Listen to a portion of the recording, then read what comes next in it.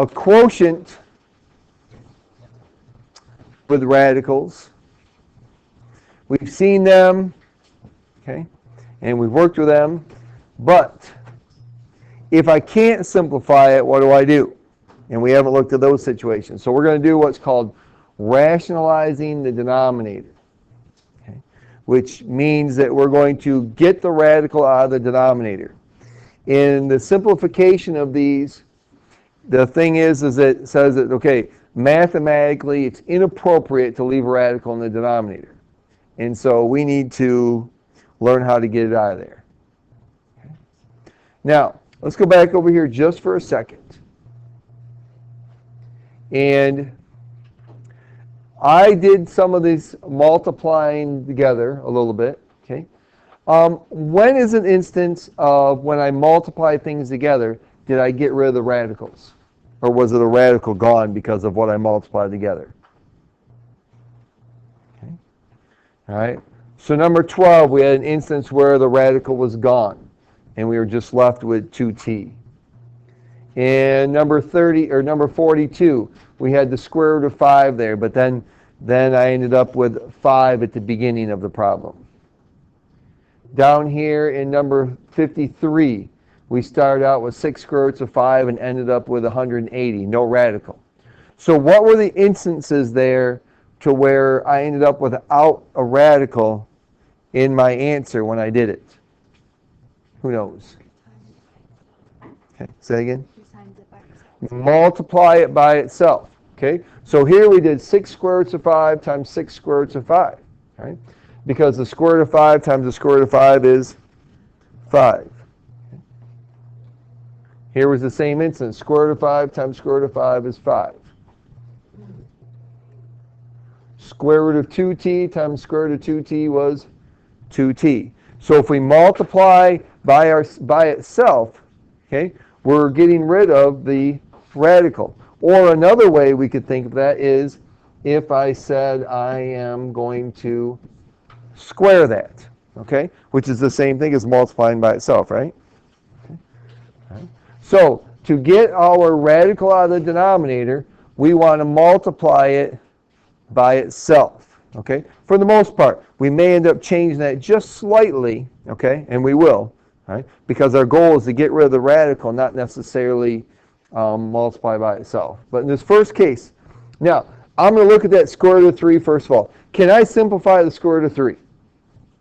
No. So to get rid of that, get that out of the denominator, then I'm going to multiply by the square root of 3. Now, is it legal for me just to multiply the denominator by square root of 3?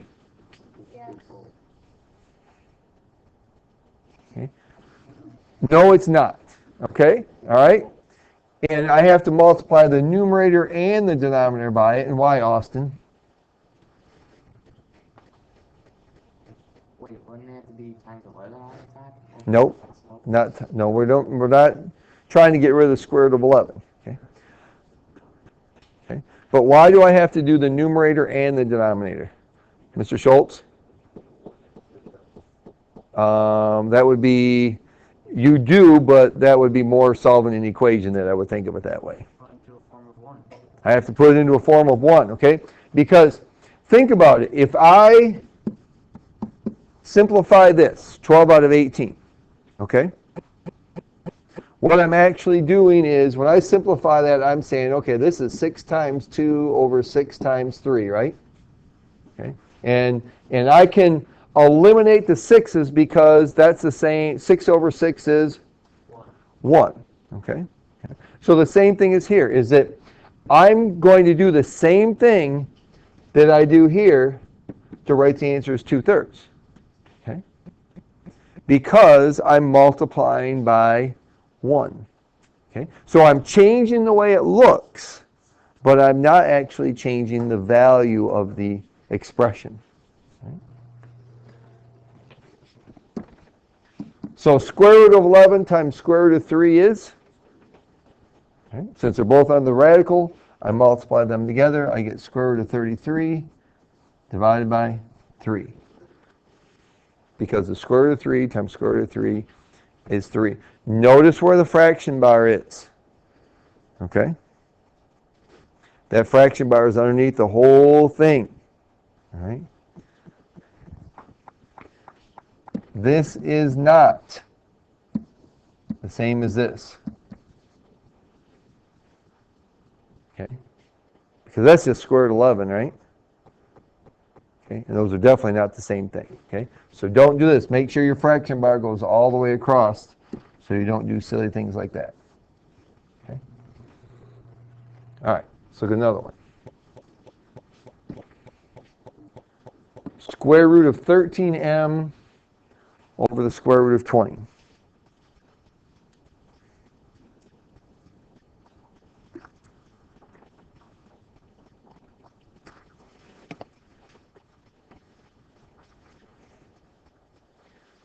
Now, can I do any simplifying first? Because if you can, you want to. Right? So in this case, I can simplify the square root of 20, right? Okay. I want to do that, all right? And I'm going to show you why. Okay. So we get the square root of 13m over...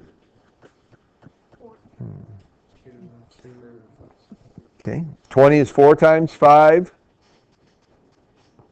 And the square root of 4 is 2. So we have 2 square roots of 5 here. Okay.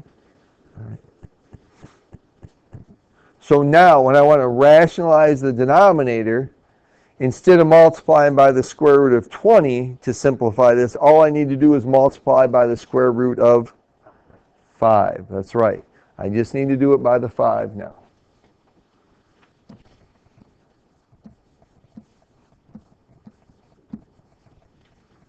And because the reason is, if I did it with 20, then I'd have to, when I'm all done, I'd have to simplify the numerator, okay, and simplify the denominator still, and it becomes more work. So my answer here then is, let's see, square root of 13m times square root of 5. 13 times 5 is 65. Is that right? Okay. So in the numerator, I get the square root of 65m. Okay. All right, now don't say it, but think about it. What am I going to have in the denominator then?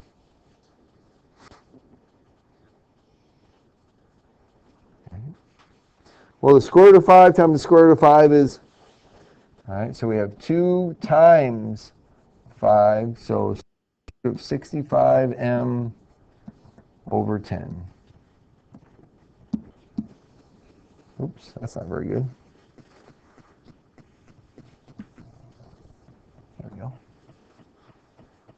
Okay. And if we did it the other way,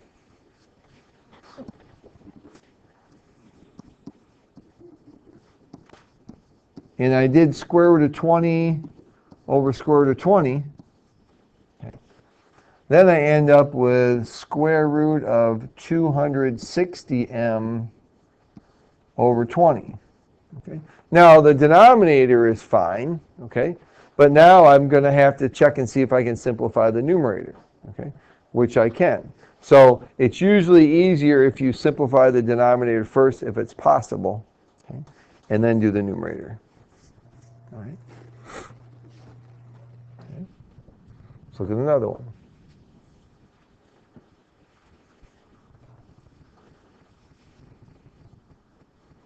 All right, so we're going to do 2 more actually, so if you want to write down both of them, we'll just wait. All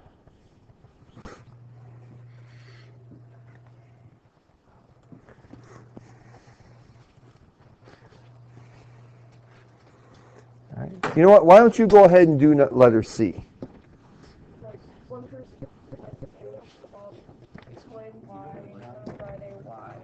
Okay. Now, Mr. Stewart, what did you get?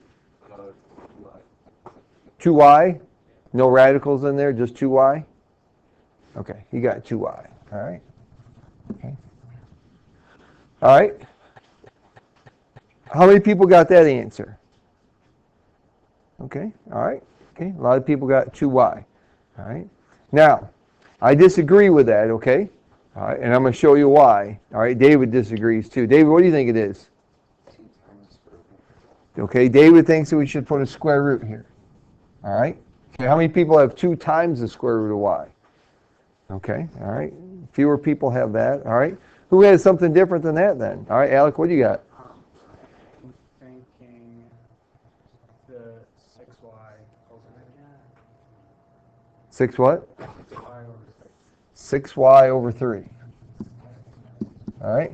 Well, what's 6 divided by 3? Okay, so it would be 2y then, right? Okay.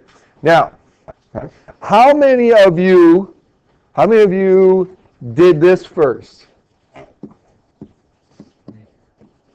How many of you did that first? Okay. All right.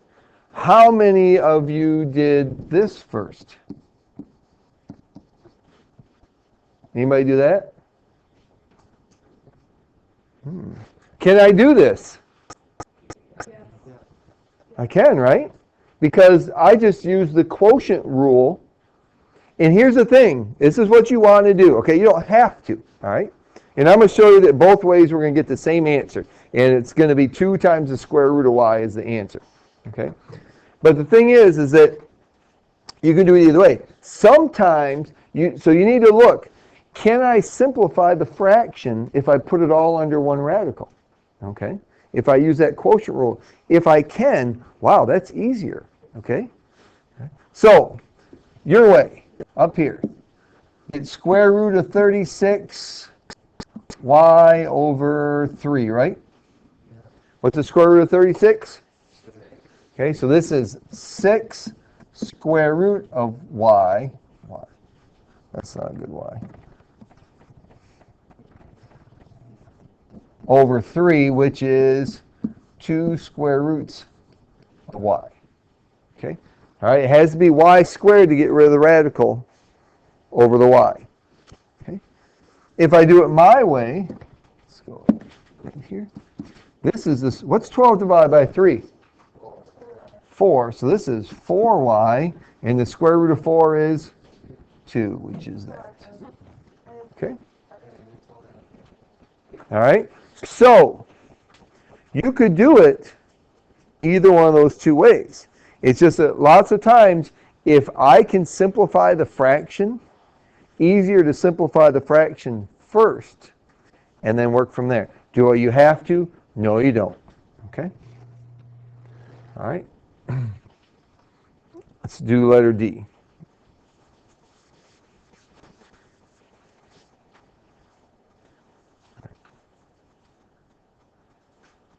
Can I do any simplification first?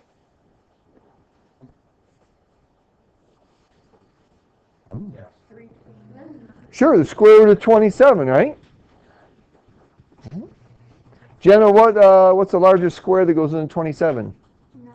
Okay, so we can take the square root of 27. That's 9 times 3. And that simplifies to 3 square roots of 3, right? Okay, all right, so we'll start with that. So we have 3 times 3 square roots of 3 over the square root of b. So 9 square roots of 3 over square root of b. All right.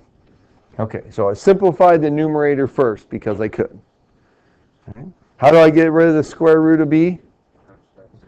Okay, multiply it by itself, numerator and the denominator. Reason it's easier in this case to simplify the numerator first is because you guys didn't like it when we stuck a letter in there, did you? Okay, so it's easier to do it before we get that b in there. So we have 9 square roots of 3b over b.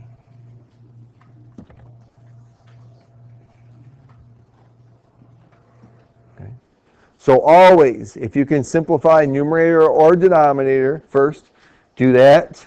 If you can simplify the fraction first, easier to do it that way.